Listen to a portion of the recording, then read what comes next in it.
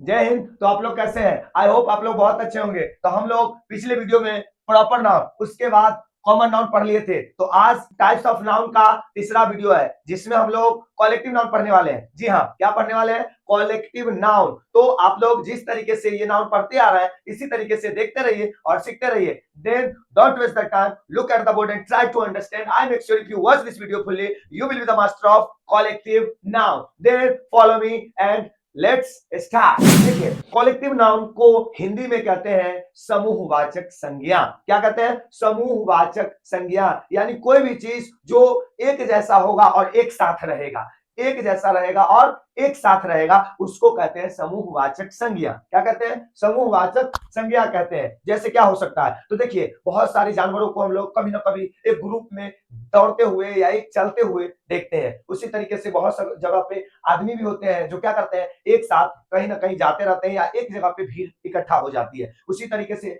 आसमान में पक्षियों को भी हम लोग उड़ते हुए देखते हैं। तो कहीं ना कहीं हम लोग बहुत सारी चीजों के कॉलेक्टिव नाउन को देखते हैं और यूज भी करते हैं। ठीक है, then don't waste the time, look at the board and try to understand. मैं आप लोगों को इजी भाषा में समझाने की कोशिश करता हूं। देखिएगा, जैसे पहले अगर इसका डिफिनेशन देखें तो क्या है कि name of the gathering of person और collection of things is equal to collective noun. यानी आदमियों के या किसी वस्तु के या जानवरों के ग्रुप को या उसके झुंड को हम लोग कॉलेक्टिव नाउन कहेंगे। क्या कहेंगे? कॉलेक्टिव नाउन कहेंगे। ठीक है, एक और डिफिनेशन देखिए, a collective noun is the name of the collection of the same kind of person और थिंग। यानी कॉलेक्टिव नाउन का मतलब होता है कि कोई भी चीज जो एक जैसा होगा और एक साथ रहेगा, चाहे वो आदमी हो या जानवर हो या कोई वस्तु हो, एक जैसा होना चाहिए और एक साथ होना चाहिए, उसी को कॉलेक्टिव नाउन कहते हैं। एग्जांपल से समझिएगा, जैसे खिलाड़ी, तो बहुत सारे एक जैसे प्लेयर होते हैं। एक जैसे का मतलब, अब क्रिकेट खेलने वाला होगा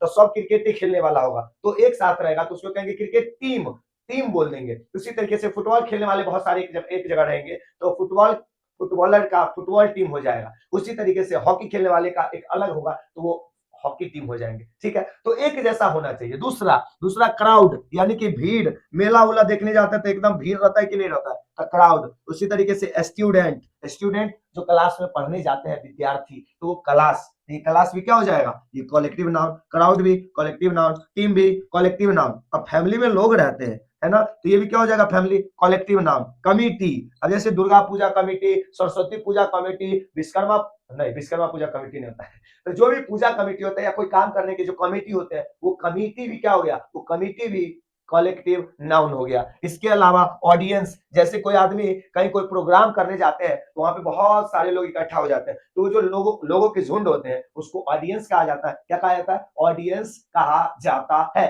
तो वो ऑडियंस भी क्या हो गया? ऑडियंस भी हो गया कॉलेक्टिव नाउन। क्या हो गया? Collective noun. इसके अलावा कहीं पे कोई फैक्ट्री होता है, फैक्ट्री, तो उसमें भी बहुते लोग काम करते हैं, तो जो बहुते लोग एक साथ काम करते हैं तो उनके ग्रुप को स्टाफ कह देते हैं। क्या कह देते हैं? स्टाफ। तो स्टाफ भी कौन सा नाउन है? स्टाफ भी कॉलेक्टिव नाउन है। क्या है? Collective noun. इसके अलावा ग्रुप, जैसे लोगों के झुंड को ग्रुप भी बोल देते हैं आजकल। ग्रुप, लेडीज लोग उसमें पैसा जो जमा करते रहते हैं, ग्रुप भी क्या है? कॉलेक्टिव नाउन है। क्या है? कॉलेक्टिव नाउन है। तो ये हो गया हमारा पर्सन वाला। अब हम लोग देखते हैं एनिमल वाला में, कि ये एनिमल भी कहीं ना कहीं झुंड में रहते हैं और उसके झुंड को भी हम लोग क्या कहते हैं? क्या कहते हैं? कॉलेक्टिव नाउन कहते हैं। जैसे पहला हर्ड, तो देखिए कोई भी मवेशी जानवर होते हैं ना, जब वो एक साथ झुंड में रहते हैं, चाहे गाय हो गया, भैंस हो गया, बकरी, तो उसके झुंड को हर्ड बोल देते हैं। दूसरा, जब पक्षी एक साथ रहती है, अपने झुंड में उड़ते रहती है, आज चाहे ऐसे ही रहती है, तो उसको फ्लॉक बोल देते हैं। या सिप, SHEEP, सिप, यानी भेड़ के झुंड को भी कॉलेक्टिव नाउन में फ्लॉक बोला जाता है। क्या बोला जाता है? फ्लॉक। और कोई भी नॉर्मल जानवर जो रहता है उसके झुंड को बोला जाता है हर्ड। इसके अलावा हाउंड, तो जंगली कुत्ता जो रहता है, आवारा कुत्ता जो इधर उधर सड़क पर बौआते रहता है, ओकरे झुंड को क्या कह देते हैं? हाउंड बोल देते हैं। क्या बोल देते हैं? हाउंड। उसी तरीके से शेर, शेर भी कभी कभी अपने फैमिली में रहता है, एक साथ चलता है, तो उसके झुंड को कह देते हैं प्राइड। क्या कह देते हैं? प्राइड बोल देते हैं। इसके अलावा स्कूल, स्कूल यानी मछली के झुंड को क्या बोल दिया जाता है? स्कूल बोल दिया जाता है। आप देखोगे नदी में कखनो जाओ ना, तो देखो कि नदी में बहुते मछली एक साथ ग्रुप में चलते रहती है, तो उसके ग्रुप को क्या कह देते हैं? उसके ग्रुप को बोल देते हैं स्कूल। क्या बोल देते हैं? स्कूल बोल देते हैं। इसके अलावा ट्रूप, यानी बंदर के झुंड को क्या बोल दिया जाता है? ट्रूप बोल दिया जाता है। क्या बोल दिया जाता है? ट्रूप। ट्रूप। इसके अलावा हम लोग देखते हैं वस्तु, यानी कोई भी बहुत सारे ऐसे सामान होते हैं जो एक साथ बंडल बंडल में आते हैं, पैक होकर के आते हैं, तो उसके झुंड को भी, उसके ग्रुप को भी कलेक्टिव नाउन कहा जाता है। कैसे, समझिए। जैसे बंच, भाई चाबी के गुच्छा को क्या बोलते हैं? बंच बोलते हैं। अंगूर एक साथ बहुते रहता है गुच्छा में, तो उसके पूरे गुच्छे को क्या बोल देते हैं? बंच बोल देते हैं। तो वो एक साथ बहुते रहा, तो जब एक साथ बहुते रहेगा, अगर होलसेल में बोले एगो कौर हो गया बहुते तो कॉमन नाउन, लेकिन जब एक साथ बहुते रहेगा तो उसको कहेंगे कलेक्टिव नाउन। क्या कहेंगे? कलेक्टिव नाउन कहेंगे। जैसे बंच मतलब चाबी के गुच्छा, अंगूर के गुच्छा। दूसरा बंडल, बहुत सारी चीज देखोगे आप वो बंडल में आता है। जैसे हम किताब जब पढ़ते हैं तो किताब उताब खरीदते हैं तो वो बंडल में आता है। किसमें आता है? बंडल में आता है। या फिर सरकारी स्कूल में जो किताब मिलता है तो पूरा बंडल में मिलता है। मिलता है कि नहीं मिलता? उसी तरीके से कपड़ा उपड़ा जो होता है तो उसका भी क्या होता है? बंडल होता है।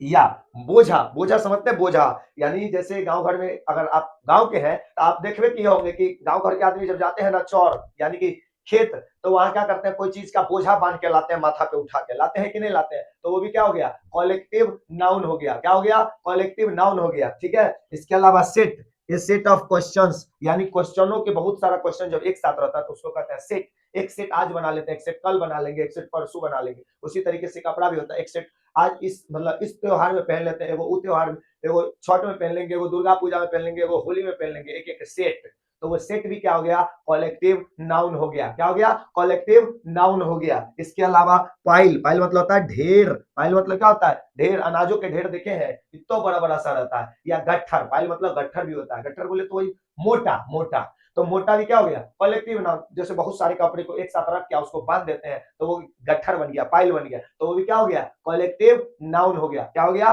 कलेक्टिव नाउन हो गया। इसके अलावा यहाँ पे हिप, हिप मतलब होता है जैसे अनाज का ढेर, गेहूं अगना में ढेर रहता है इतने इतने, या धान रखा रहता है, या मकई रखा रहता है, बाजरा रखा रहता है, जौ रखा रहता है आंगन में ढेर करके, सरसों रखा रहता है, तो वो जो ढेर करके रखा गया है तो वो भी क्या है? कलेक्टिव नाउन है। क्या है? कलेक्टिव नाउन है। ठीक है। इसके अलावा स्टॉक, जैसे हम लोग कोई भी चीज देखते हैं तो क्या कहते हैं? स्टॉक में अभी नहीं है, हाँ स्टॉक में है, खरीद लेते हैं दूगो, है ना, रखा रहेगा स्टॉक में। तो जब हम लोग कोई भी चीज को एक्स्ट्रा रखते हैं तो उसको कहते हैं स्टॉक। क्या कहते हैं? स्टॉक। जब एक से ज्यादा चीज एक साथ कहीं पे रखा रहता है तो उसको स्टॉक बोल देते हैं। तो कहने का मतलब जब कोई आदमी एक से ज्यादा एक जगह पे रहेंगे तो कलेक्टिव नाउन हो जाएंगे। उसी तरीके से जब एक से ज्यादा जानवर एक साथ रहेगा तो वो कलेक्टिव नाउन, या एक से ज्यादा वस्तु जब एक साथ रहेगा तो कलेक्टिव नाउन हो जाएगा। ठीक है। कोई इंसान या कोई वस्तु या कोई जानवर जब एक साथ है तो कलेक्टिव नाउन कहलाएगा। क्या कहलाएगा? कलेक्टिव नाउन कहलाएगा। ठीक है। अब देखते हैं कलेक्टिव नाउन का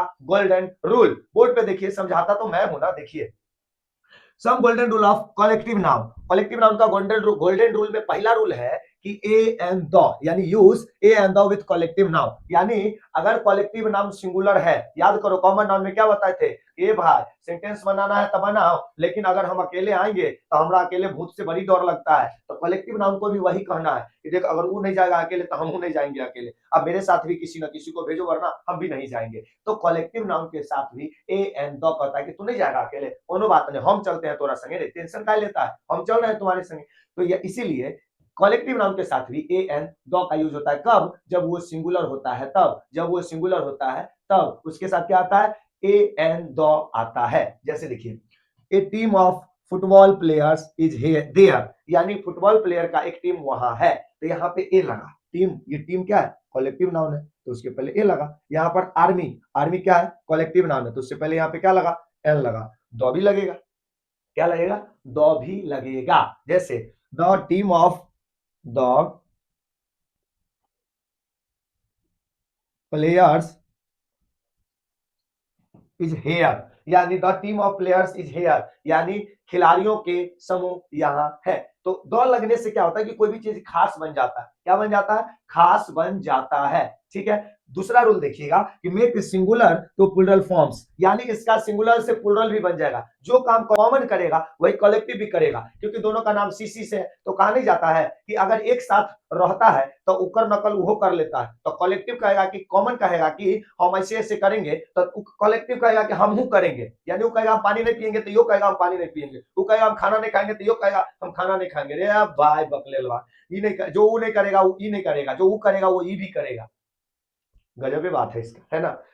तो वो भी कह रहा था कि मैं हमको भी सिंगुलर से प्लूरल बना दो, तो ये भी कहता है कि हमको सिंगुलर से प्लूरल बना दो बाबू, ये भी बन जाएगा। ठीक है, तो देखिए कैसे, जैसे आर्मी है तो आर्मीज बन जाएगा, फ्लॉक एगो है फ्लॉक्स बन जाएगा। इसमें मतलब कोई भी एक रहेगा तो एक मतलब सिंगुलर का प्लूरल कलेक्टिव नाउन का भी बनता है, सिंगुलर से प्लूरल कलेक्टिव नाउन का भी बनता है, क्योंकि ये भी देखौसी करता है कि कर, ये भी देखौसी करता है कॉमन नाउन का, तो जखने देखौसी करेगा तो जो वो करेगा वही भी करेगा।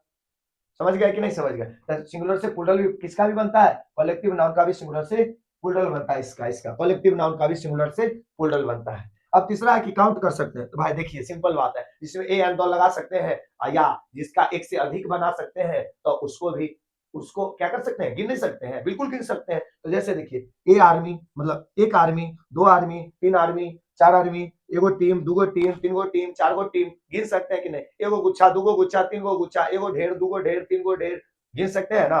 बिल्कुल गिन सकते हैं। आई होप कि आप लोगों को यहाँ से यहाँ तक की सारी बातें समझ में आई। अगर समझ में आई तो मैं आप लोगों के लिए क्वेश्चन देके जाता हूँ, आप लोग कमेंट करके बताना कि स्टार्स के झुंड को क्या कहते हैं। स्टार जो आसमान में हम आकाश में तारे देखते हैं उसके झुंड को क्या कहते हैं, कमेंट करके हमें बताएं। और इसी तरीके से सीखते रहे। और मैं लास्ट में एक ही बात कहूंगा कि सीखते सीखते अपना मस्ती बरकरार रखे, क्योंकि कहा जाता है जिसका मस्ती जिंदा है उसका हस्ती जिंदा है। तो मिलेंगे फिर नेक्स्ट वीडियो में, तब तक के लिए जय हिंद।